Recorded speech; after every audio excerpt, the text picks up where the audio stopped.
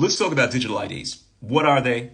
Best way to understand that is to understand what is going on in Vietnam just recently. The Vietnamese government implemented this new policy where it's not allowing its citizens to have access to their bank accounts unless, of course, they submit their biometric data. So unless you give up your facial scans, your fingerprint ID, and so forth, you won't be able to transact.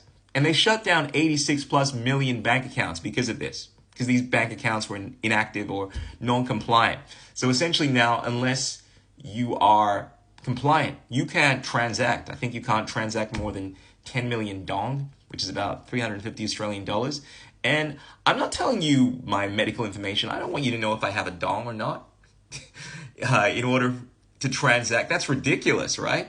But for some reason, so many people seem to be on board with this whole thing. There's this idea that in order to have a system that is transparent, where there's no fraud and we don't see a lot of the bad actors, we need to have this mandate. And here's the thing. If businesses want to do this on their own accord, they have every right to. If you as an individual want to do this on your own accord, you won't talk to someone, you won't interact with someone unless, of course, they can prove who they are. You have every right to that. But if governments want to try to coerce people, coerce organizations to implement this, that is not only creepy, but it is immoral. It's against your human rights. It's against your privacy. Privacy is a human right.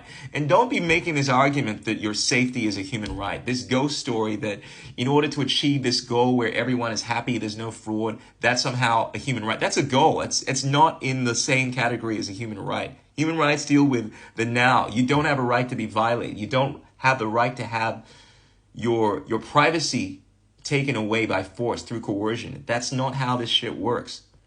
So my position on digital IDs, which is this push where they're trying to have your ID attached to biometric data and all this other information about you. So now these governments know not only whether or not you have a dong, but know what you had for breakfast. I mean, this can be tied to your entire history now of even your browsing habits. So the government knows exactly what you think. And then we have a social credit system where, like in China, if you're not considered to be a good citizen, you don't get to travel. You don't get to participate in society.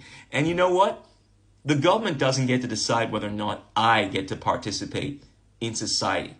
You do as an individual get to decide whether or not I participate with you. But a government doesn't have the right to make that decision for all of society. It doesn't work like that. And I will go as far as saying that if you're someone that has these conspiracy theories, X and Y, as to why they're doing this, I mean, you're entitled to that.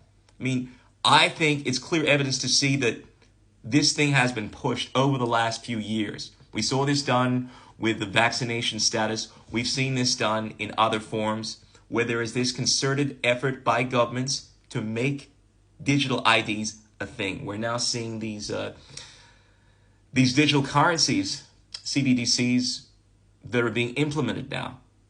And we are also seeing all of this push towards having your ID attached to biometric data. And this is Agenda 2030. I mean, there is a concerted push to achieving these goals. And I don't want to live in a society where this is mandated. And that's why I typically don't like, I'm the kind of person, as strongly as I felt about what was happening in the last 5-6 years with the lockdowns and so forth. And as much as I wanted people to know exactly how I felt about this, I wouldn't give up my V status because it's none of your bizwax.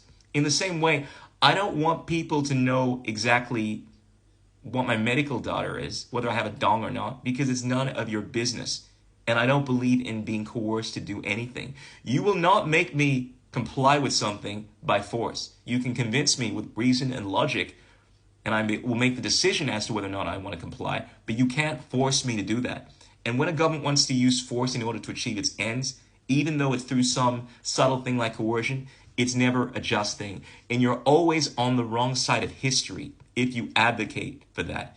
If you're one of these momos that was advocating for people to be forcibly jabbed because it was going to save people's lives, you were no better than the many people we've seen throughout history that advocated for such things, whether it was book burning, whether it was forcing people to be hanged because they were a threat to society and so forth, because they had dangerous viewpoints, whether it was people that were burning witches, it's all in the same category. You cannot advocate for that kind of stuff. And that is why I am against digital IDs.